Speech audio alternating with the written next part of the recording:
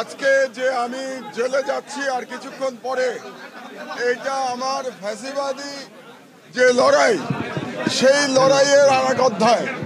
কারণ আমি মনে করি যে ফ্যাসিবাদের বিরুদ্ধে লড়াই করতে গেলে নিজের মেরুদণ্ড সোজা রাখতে হবে, এবং মেরুদণ্ড সোজা রাখবার জন্যেই আমি এই সিদ্ধান্ত নিয়েছি যে আইন যেটা আছে বাংলাদেশে, সেই আইন অনুযায়ী আমি কার্ডে সারেন্ডার করব এবং আমি লড়াই অব্যাহত রাখবো। যদিও এই মামলা সর্বৈব মিথ্যা এবং একটা উদ্ভট মামলা। আপনাদেরকে ধন্যবাদ। আমার লড়াই অব্যাহত থাকবে।